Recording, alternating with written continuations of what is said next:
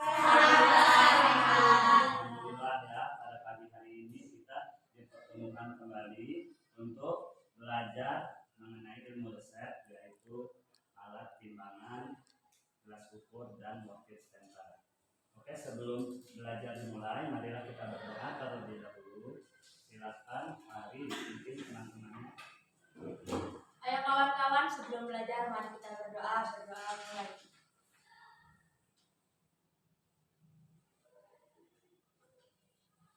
Berdoa selesai. Baik. Sebelum dimulai, Bapak absen terlebih dahulu kehadirannya. Anggi Setiawati. Hadir Pak. Ayu Aloya. Hadir Pak. Yudhis Vanessa. Hadir. Fitri Amelia. Hadir Pak. Najis Azahra. Hadir Pak. Haifa Adelia. Hadir Pak. Hafidah Wulansari. Hadir Pak. Yus Sekarningsi. Hadir Pak. Tiara Parmasari. Hadir Pak. Rindu Putri Rahma. Rizky Amelia. Hadir Pak. Modatul Farika. Oke, sebelum Bapak mulai ya untuk pembelajaran hari ini, silakan dicek dulu sampah-sampah yang ada di bawah.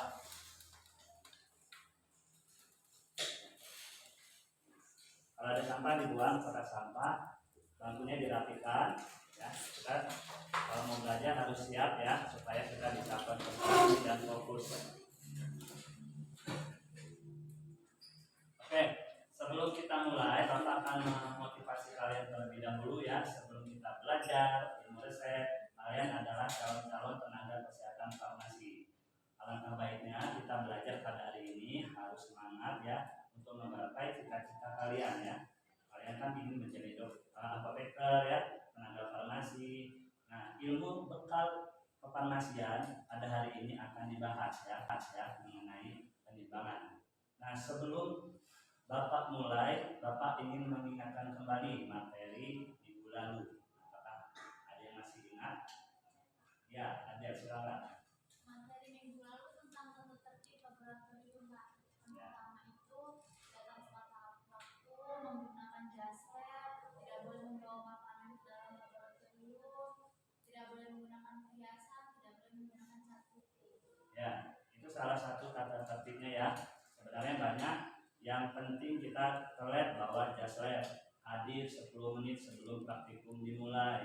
Tidak boleh makan dan minum ya, karena di lab banyak bahan-bahan kimia. Nanti kalian menghirup atau masuk ya debu-debu zat kimia ke dalam mulut kalian ketika kalian sedang makan. Dan nggak boleh ada memakai cat kuku, nanti cat kuku terkontaminasi sama bahan-bahan yang kalian racik ya. Oke, sebelum Bapak mulai, Bapak akan memberikan pretest terlebih dahulu. Pretestnya ada di link, sudah Bapak kirim di grup, silakan dibuka HP-nya.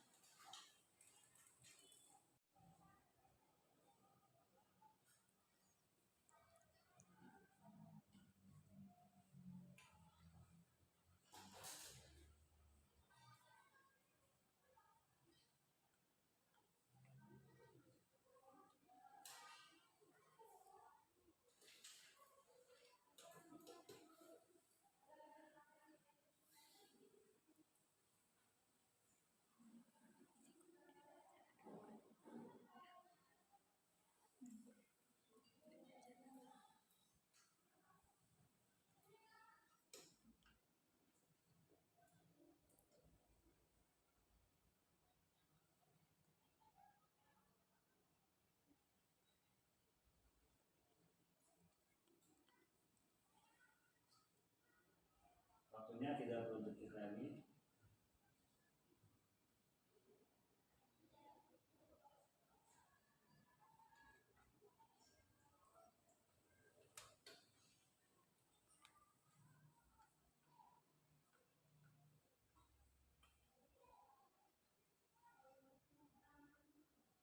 Oke, waktunya sudah habis ya. Sudah selesai semua? Sudah, oke. Baik, Bapak akan menampilkan PowerPoint. Silakan disimak ya.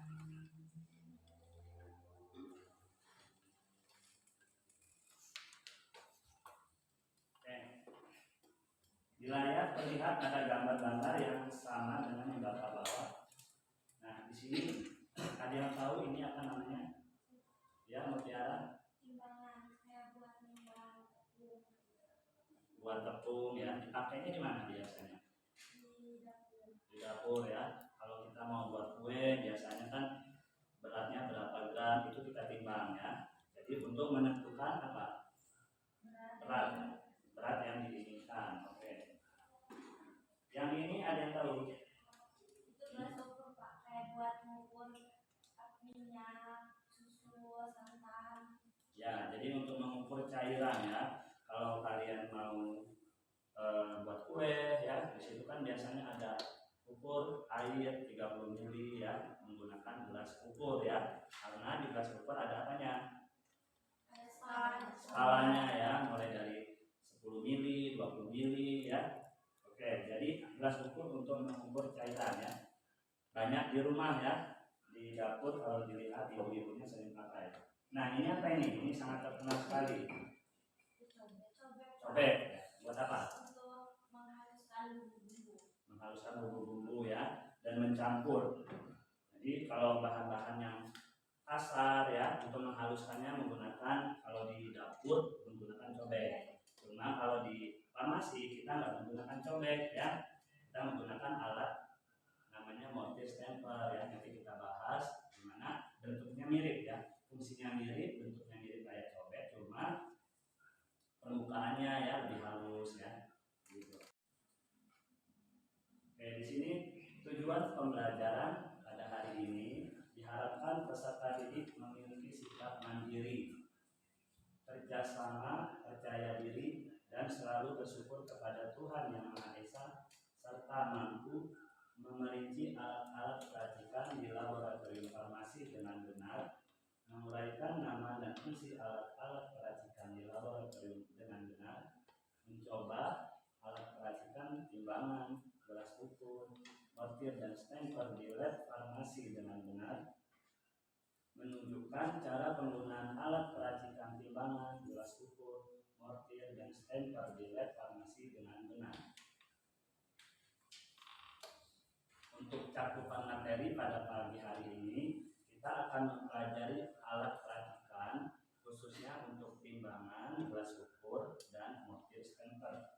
Untuk timbangannya yang akan dibahas pada pagi hari ini yaitu jenis-jenis timbangan, bagian timbangan, cara penggunaan. Untuk yang gelas ukur, pengertian, cara penggunaan gelas ukur, mortir stamper, pengertian dari mortir stamper, fungsinya, dan cara penggunaannya.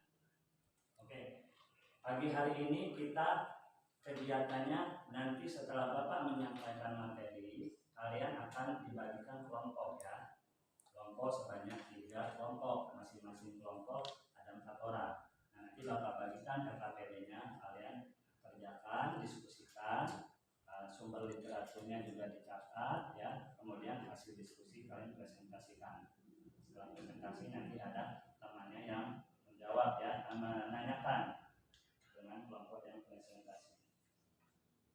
Nah, di sini ada gambar. Kira-kira apa sih bedanya dari yang gambar atas sama yang di bawah? Saya Pak. Ya, Fali. Kalau gambar yang di atas itu permukaannya khas Pak. Kalau bisa dikit, jadi biasanya digunakan buat gambar di dapur. Ya. Kalau yang di bawah itu permukaannya kecil Pak. Biasanya dipakai di mana? Buat ya, buat meracik obat. Jadi bentuknya sama, tapi kegunaannya berbeda ya. ya.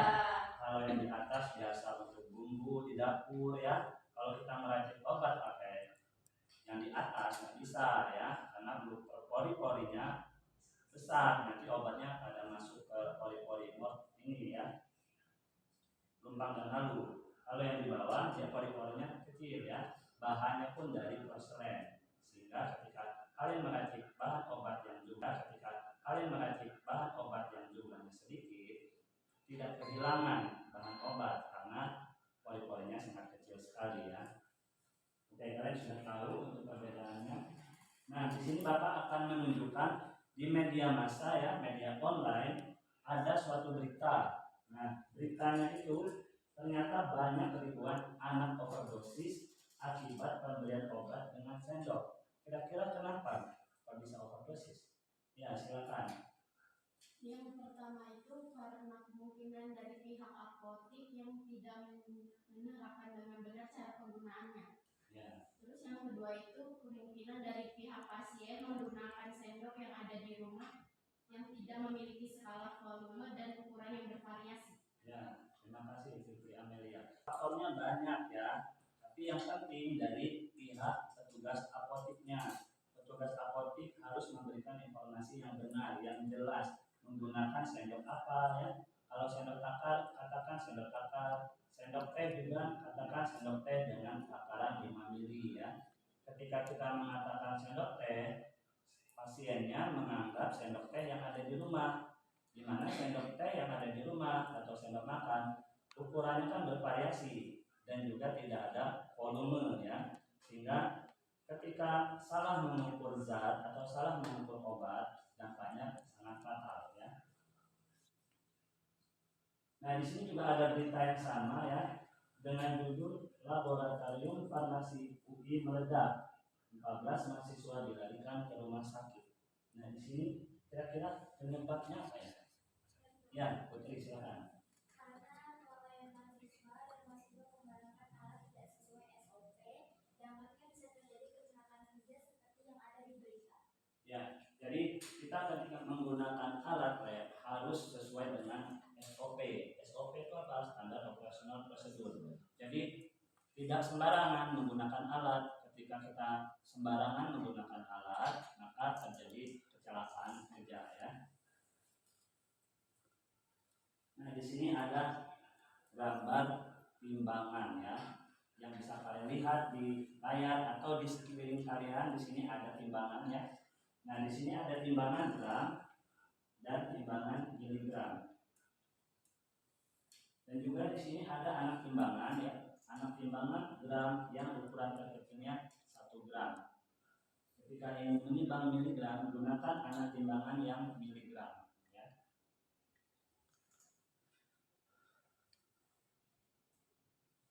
Oke.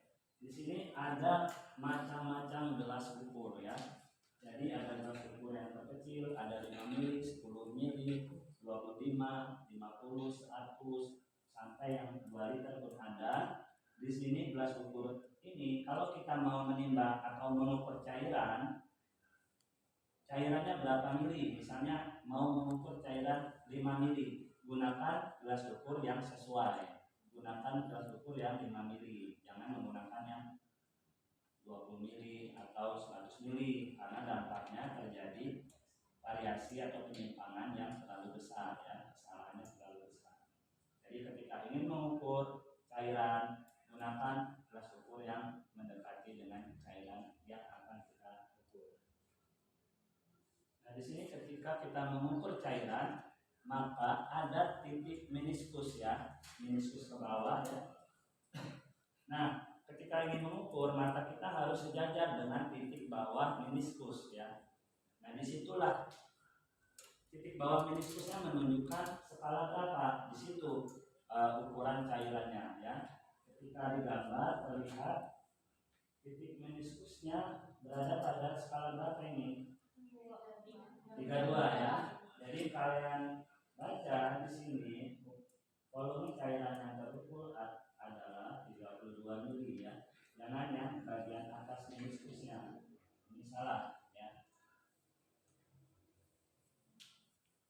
Nanti video ini kalian tonton ketika mengerjakan tugas LKPD ya.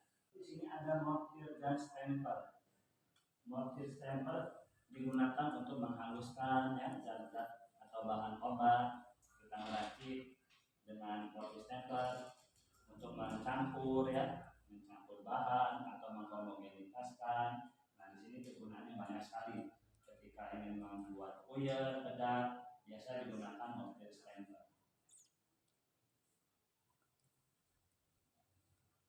Oke ya. Oke, Bapak akan menunjukkan bagaimana cara menggunakan alat timbangan, gelas ukur dan mortir stamper. Silakan kalian simak ya, kalian perhatikan. Ini adalah timbangan gram. 5 gram. Sebelum kita gunakan, kita perhatikan dulu bagian-bagian timbangan sudah terpasang dengan benar ya.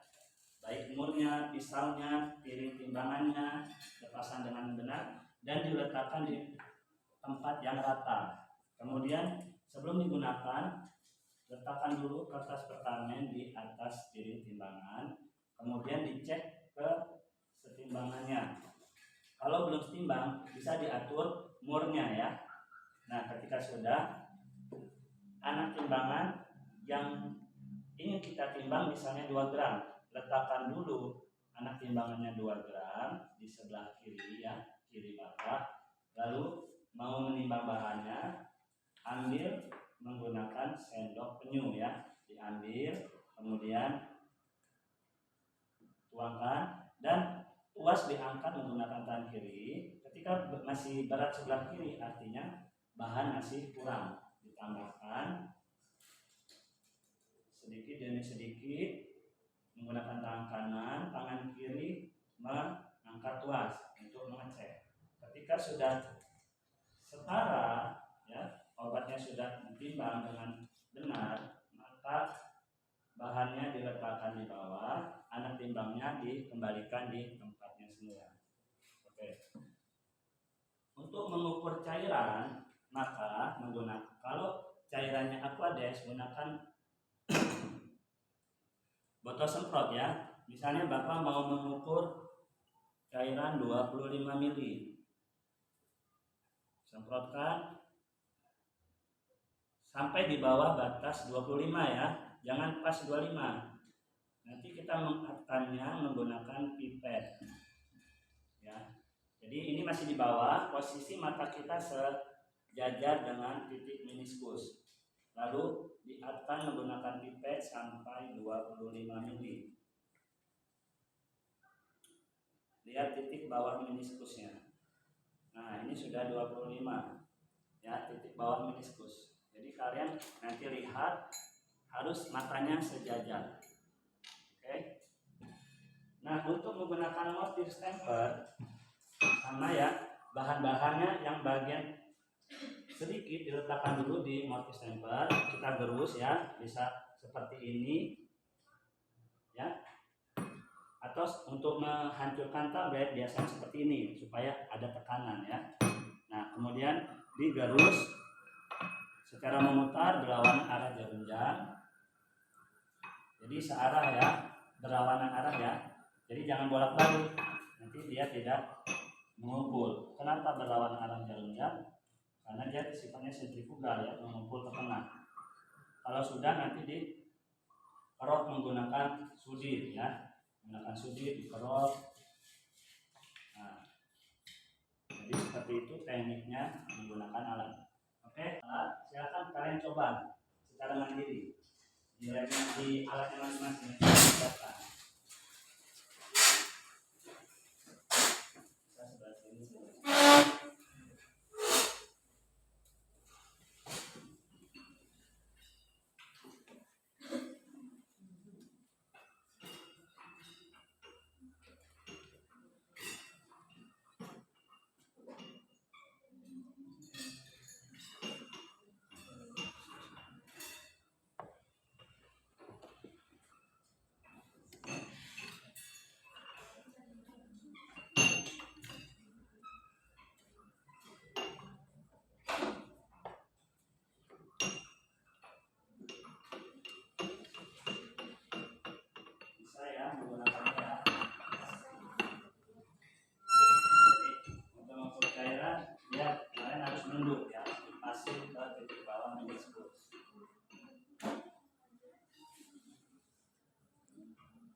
Agak ke bawah matanya, kurang ke bawah, disejajarkan matanya.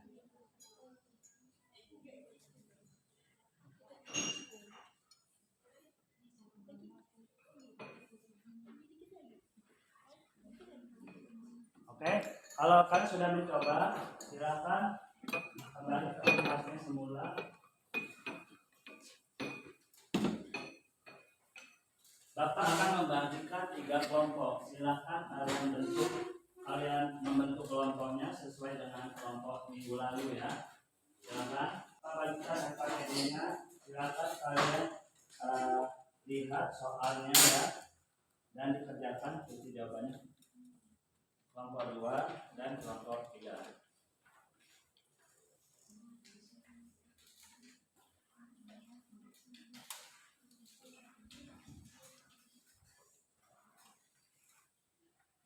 Video informasi bisa kalian lihat di link yang sudah Bapak bagikan. Masing-masing alat ada linknya, silakan dilihat untuk mengerjakan FKPD-nya.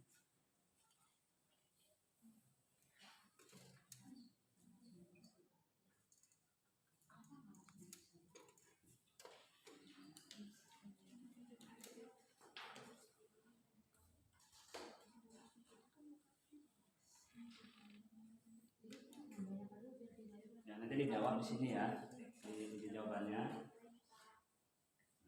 Disimak videonya.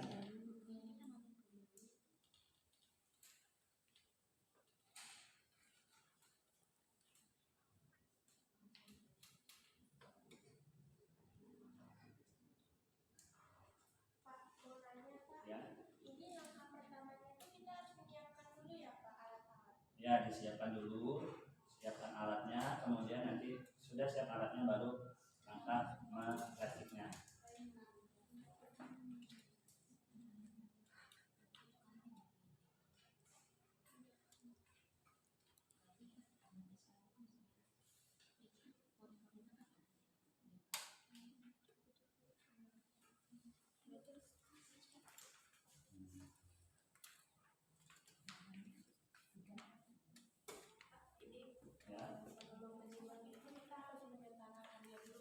Ya, dicek komponen-komponennya ya, seperti yang Bapak sampaikan di awal ya. Jadi ditulis di lembarnya.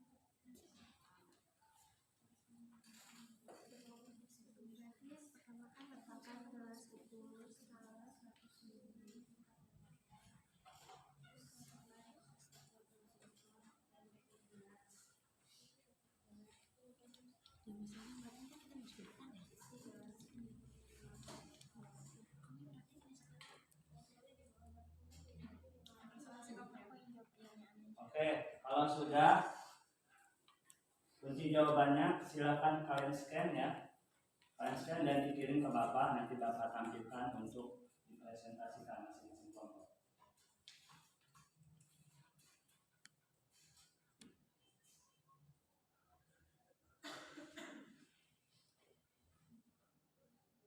Sudah? Oke. Untuk kelompok 1 siap-siap untuk mempresentasikan.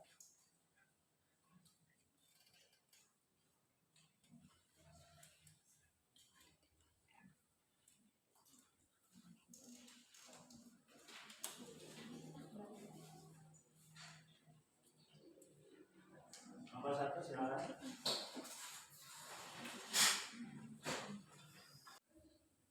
Assalamualaikum warahmatullahi wabarakatuh. Waalaikumsalam warahmatullahi wabarakatuh. Kami dari kelompok 1, berdirinya kami di sini ingin mempresentasikan bagian-bagian dari timbangan.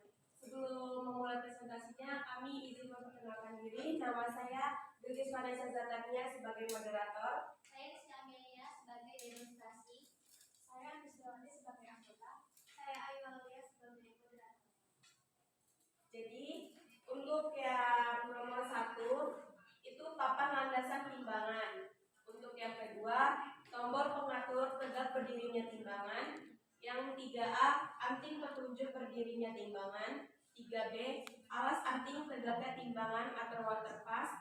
Yang keempat, jarum timbangan. Yang 5, skala.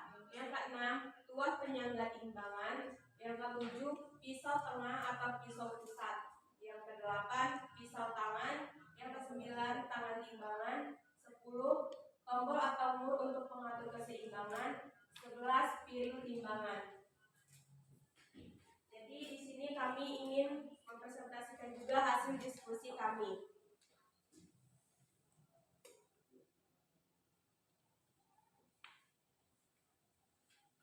Jadi yang pertama itu periksa apakah semua komponen timbangan sudah terpasang sesuai tempatnya.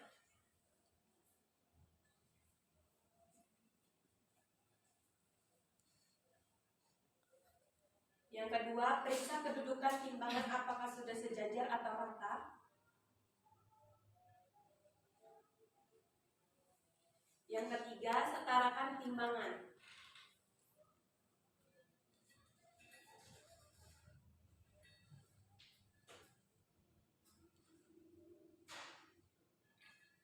Yang keempat, letakkan kertas perkamen di atas piring timbangan.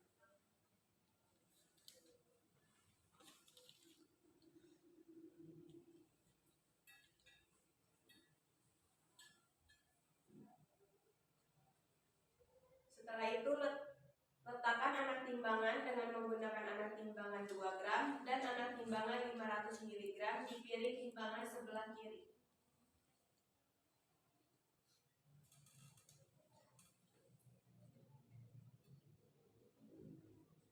Setelah itu masukkan SL ke piring timbangan sebelah kanan.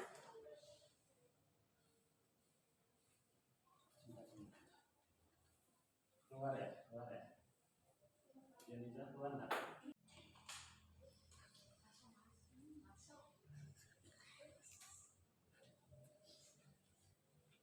Setelah itu masukkan SL ke piring timbangan sebelah kanan.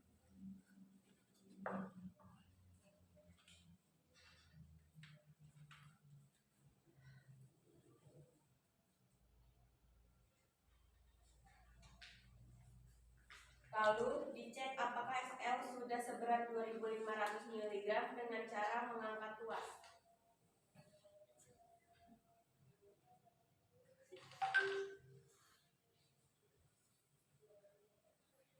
Jika piring timbangan berat sebelah kiri, tambahkan SL sedikit demi sedikit, lalu tuas diangkat kembali.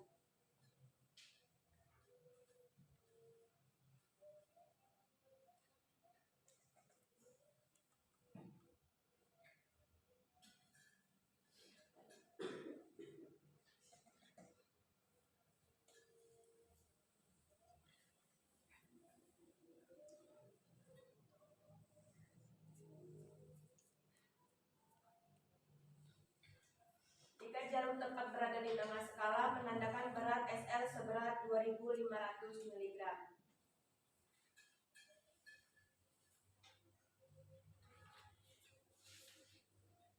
Sekian presentasi dari kami. Sampai sini ada yang ingin ditanyakan? Mengapa saat mengangkat tuas harus menggunakan tangan kiri? Izin menjawab. Karena tangan kanan digunakan untuk mengambil bahan, sedangkan tangan kiri digunakan untuk mengangkat tuas. Ada yang ingin ditanyakan lagi? Cukup. Sekian, terima kasih. Wassalamualaikum warahmatullahi wabarakatuh. Waalaikumsalam warahmatullahi wabarakatuh.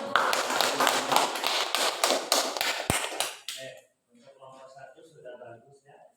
Jadi untuk menimbang kita memang harus yang pertama tadi kita siapkan dulu alat-alatnya ya. Jadi komponen-komponen alatnya terpasang dengan sempurna. Lalu untuk mengangkat tuas tadi, pertanyaan temannya, memang tangan kiri ya harus fokus, yang kanan yang bergerak mengambil bahan ya. Jadi bahan kurang pakai tangan kanan, jadi tangan kiri siap-siap ya memegang di tuasnya. Jadi nggak acak-acakan ya. Ini tangan kanan, yang ini kiri, nanti malah bingung kan? Karena kan bahannya kan di sebelah kanan. Kalau ngangkat tuasnya tangan kanan, nanti tangan kirinya susah ngambil bahannya ya. Kalau tangan kiri kan enak ngambilnya. Nah, jadi seperti itu. Oke, untuk kelompok 2 silakan maju depan.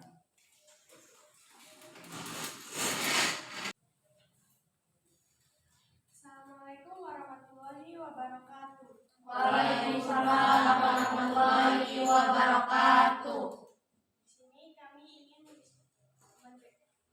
menjelaskan tentang hasil diskusi kami tentang penggunaan gelas ukur. Sebelumnya, perkenalkan nama saya Gadis Azhara Karuniawai sebagai moderator. Perkenalkan, saya Mutiara Purmasari sebagai demonstrasi. Perkenalkan, saya Fadilia Rahma sebagai anggota. Saya Vida Wulansari sebagai anggota. ada pertanyaan tentang menggunakan gelas ukur.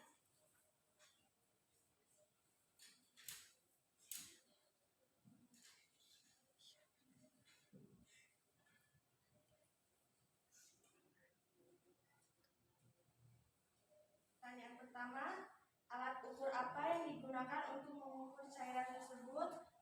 Di sini kita menggunakan gelas ukur. Yang kedua,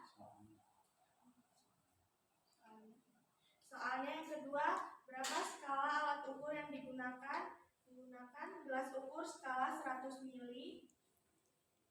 Yang ketiga, soal yang ketiga, berapa mili cairan yang harus diukur? Yang harus diukur yaitu 60 mili.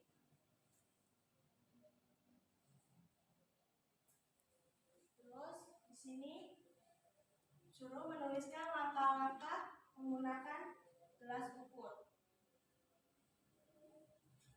Yang pertama, letakkan gelas ukur skala 100 mili di tempat yang rata. Yang kedua, siapkan botol semprot dan beker gelas yang sudah diisi air keran. Yang ketiga, isi gelas ukur menggunakan botol semprot sampai mendekati volume 60 mili.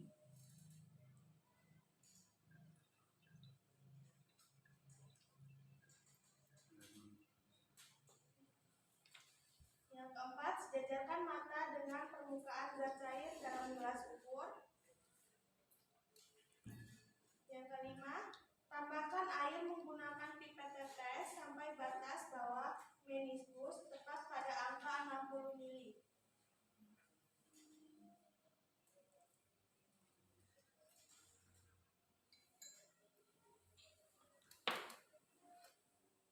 Cukup sekian presentasi kami. Ada yang ingin ditanyakan? Izin bertanya Kak, kenapa saat menuangkan air ke dalam gelas ukur tidak langsung ke 60 mili?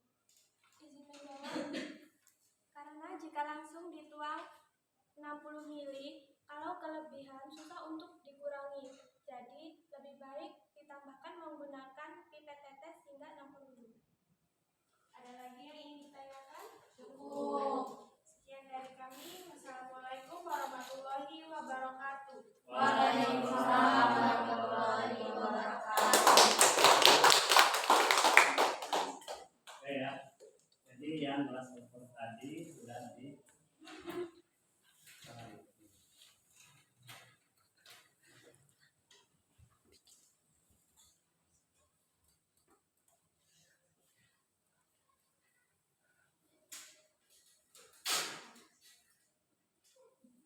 yang gelas ukur tadi teman-temannya sudah mendemonstrasikan cara menggunakan atau mengukur cairan menggunakan gelas ukur.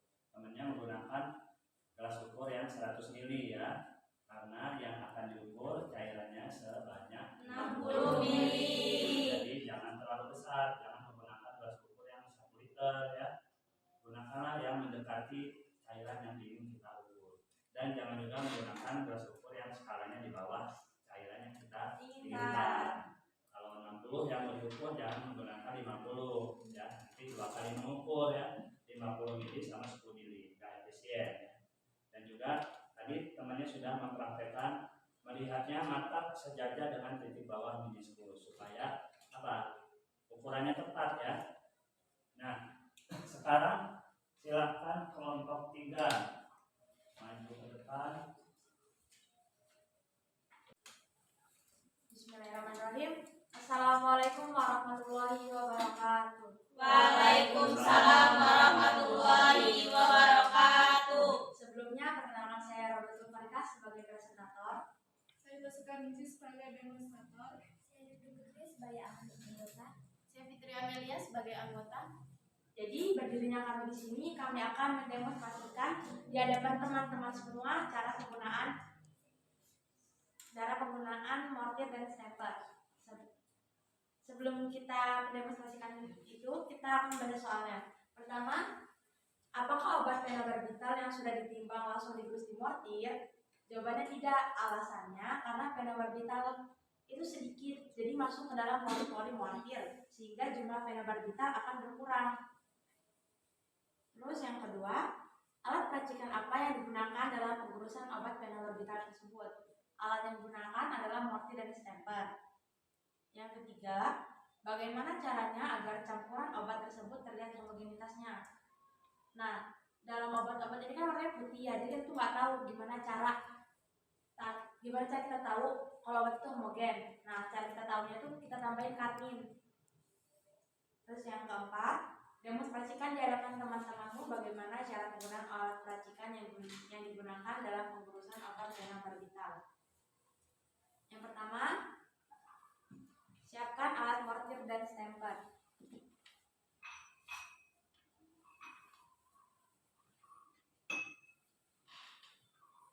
Yang kedua, siapkan phenobarbital dan SL yang sudah ditimbang.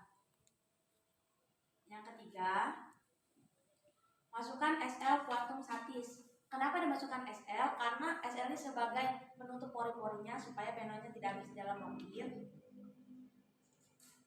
Gerus ada halus agar pori-pori mortir ditutupi oleh SL.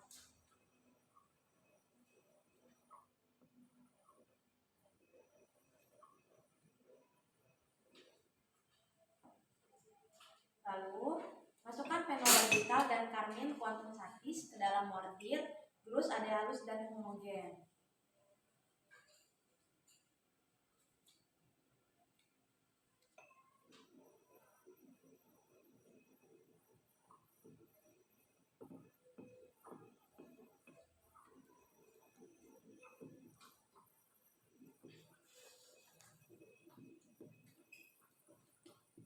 Jika sudah terlihat homogenitasnya, lalu kita ambil bahan-bahan obat tersebut menggunakan sudut.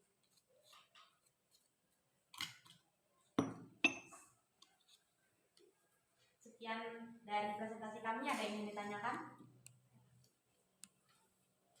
Kak, boleh tidak menjurusnya searah dengan jarum jam? Menjawab, tidak boleh kita menjurus berlawanan arah jarum jam agar sediaannya berkumpul di tengah dan terlihat homogenitasnya. Ada pertanyaan lagi? Cukup. Cukup sekian dari kami. Mohon maaf bila ada kesalahan. Wassalamualaikum warahmatullahi wabarakatuh. Waalaikumsalam warahmatullahi wabarakatuh.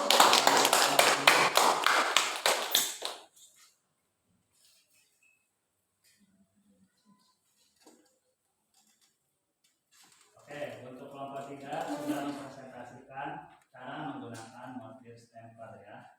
Jadi ketika ada bahan-bahan obat yang jumlahnya sedikit, kemudian golongan obat keras ya seperti kelompok 3, jadi menggunakan bahan phenobarbital jumlahnya sedikit. Nah, bagaimana cara menggerusnya? Jadi karena jumlahnya sedikit, yang digerus terlebih dahulu adalah laktosanya ya, supaya pori-pori mortir tertutupi oleh laktosa. Ya, jadi kalau phenobarbital terlebih dahulu, nanti phenobarbitalnya masuk ke mortir, jumlah obatnya berkurang ya, karena obat keras kan bahaya kalau berkurang. Nah, kemudian setelah laktosa sudah menutupi pori-pori mortir, baru phenobarbitalnya dimasukkan ke yang kedua, digerus ad homogen, ditambah karmin supaya untuk apa? Menghomogenitaskan, karena laktosa sama phenobarbital sama-sama warna putih kan. Jadi melihat homogenitasnya susah karena warnanya sama. Jadi ditambah pewarna karmin untuk melihat homogenitasnya. Kalau warnanya sudah sama jadi satu warna, biasanya warna pink, maka oke, untuk kelompok 3 sudah selesai.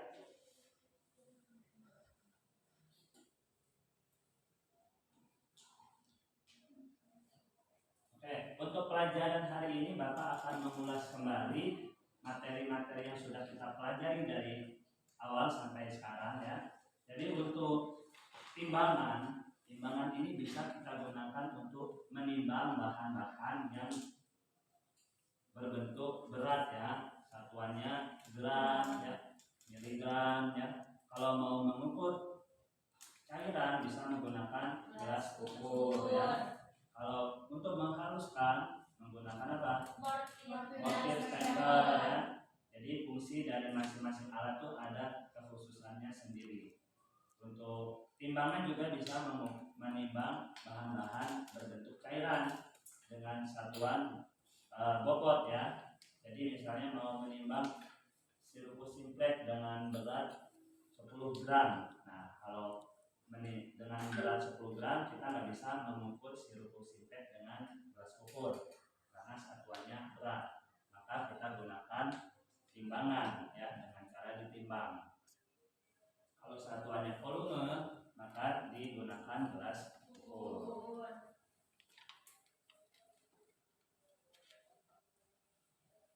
Oke, Bapak mengevaluasi dari hasil kita belajar tadi. Bapak sudah beri apresiasi ya yang luar biasa. Kalian sudah semangat, sudah menampilkan hasil karya kalian masing-masing kelompok sudah bagus semua.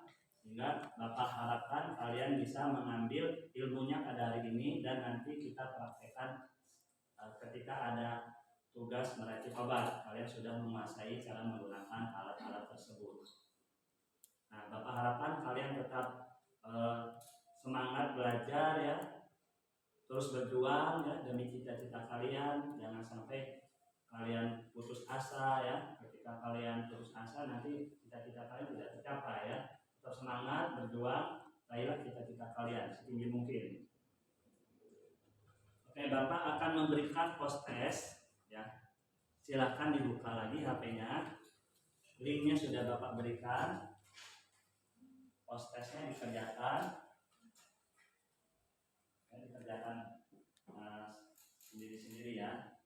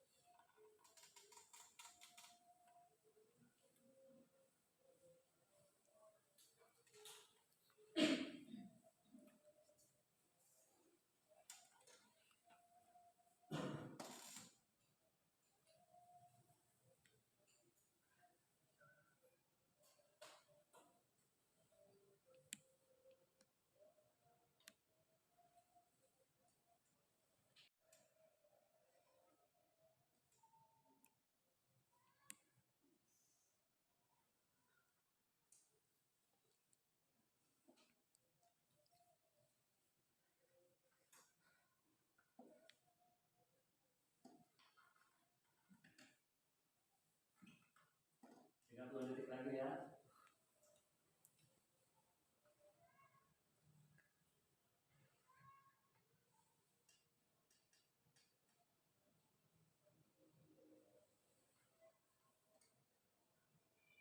Sudah semua? Kalau sudah jangan lupa di submit ya, dikirim. Kalau sudah di submit berarti sudah selesai, dikirim ke Bapak. Sudah semua? Oke, kalau sudah Bapak akan mengulas kembali materi prosesnya. Kira-kira yang susah soal apa? Bisa semua menjawab soal-soal tadi? Apa yang susah? Nomor 1 ya. Nah, di sini seorang petugas farmasis berencana menimbang paracetamol seberat 150 gram dan laktosa seberat 400 gram. Petugas farmasis menggunakan timbangan kasar untuk menimbang laktosa. Hal ini dikarenakan timbangan kasar memiliki daya beban berapa? Nah, jadi jawabannya D. Ada yang jawab lain? Jawab apa? A. Saya jawab C. C. Ya. Jadi nanti jawabannya D ya.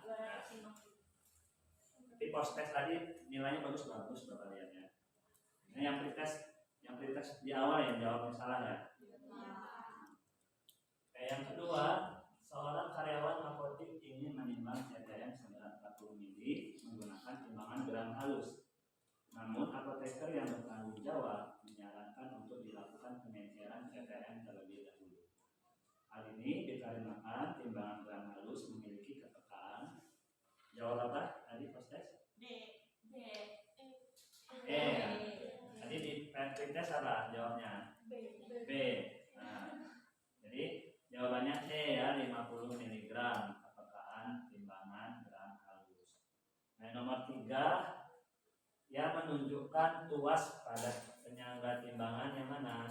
Ya, tadi sudah dijelaskan sama temannya. Tuas itu yang ini ya, jadi ketika diangkat, piring timbangannya pun terangkat. Nomor 4, ketika Anda ingin menimbang deksa seberat 1,35 gram menggunakan timbangan gram, ternyata tidak dapat digunakan dikarenakan anak timbangan yang tersedia hanya satuan gram saja. Namun, Anda disarankan untuk menambahkan anak timbangan dengan satuan miligram berbentuk kepingan stainless. Hal ini dikarenakan anak timbangan yang tersedia pada timbangan gram tersebut memiliki beban terkecil. Berapa gram? 1 ya. 1 gram menggunakan anak timbangan yang miligram. Nah, ini yang kelompok 2 nih tentang gelas ukur. Ketika Anda akan mengukur air sebanyak 75 ml, maka gelas ukur yang digunakan adalah gelas ukur dengan skala 100 mili. ya. Jadi mendekati volume yang ingin diukur ya, jangan 250 terlalu besar gelas ukurnya, nanti penyimpangan kesalahannya pun besar ya. Nomor 6, ketika ingin menimbang bahan obat sebanyak 800 ml, anak timbangan yang digunakan adalah anak timbangan miligram ya. Tadi 800 ml kan di bawah 1 gram. Gunakan yang anak timbangan miligram. Dari gambar di bawah ini berapa mili volume yang terukur? 32 ya. Ini kan 30, yang di atasnya 1, 31. Naik 1 skala lagi 32. Dalam peracikan sejen puyat tablet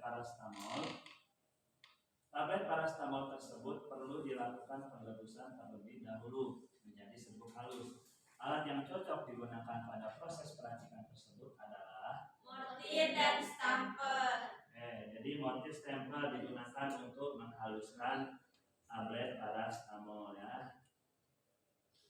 9. Pada proses pengurusan obat yang jumlahnya sangat sedikit, disarankan permukaan mortir dan stempel dilapisi terlebih dahulu dengan laktosa. Jenis mortir yang digunakan pada peracikan tersebut terbuat dari bahan Porselen. Jadi Bapak sudah katakan tadi di awal bahannya dari porselen. 10. Untuk meracik sediaan obat menggunakan mortir stempel, ukuran mortir dan stempel perlu disesuaikan dengan jumlah bahan yang akan diracik. Di bawah ini ukuran mortir stempel yang umum tersedia adalah kecuali 20 cm. ya, jadi yang proses banyak yang benar jawabnya ya. Yang pretest tadi banyak yang salah Bapak lihat ya. Ya, Pak. 20 cm yang ditanya diameter ya. Ini sudah selesai, kita akan menyelesaikan materi pada hari ini ya. Bapak memberikan nasihat kepada kalian ketika kalian nanti pulang ya. Jangan lupa baca doa, naik kendaraan bermotor baca doa. Kalian nanti rumahnya jauh-jauh ya, melalui jalan Trans ya. Sekolah kita kan dekat Trans ya, jalan Trans. Nah itu hati-hati karena banyak kendaraan truk di situ, karena rawan sekali terjadi kecelakaan. Bapak harapkan kalian hati-hati naik kendaraan bermotor, pakai helm ya, jangan ngebut-ngebut, dan yang pasti jangan lupa berdoa.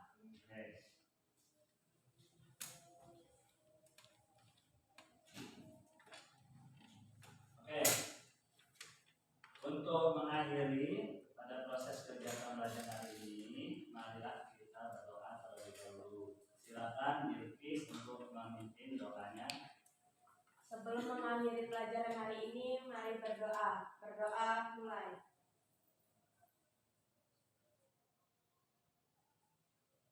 Berdoa selesai. Beri salam.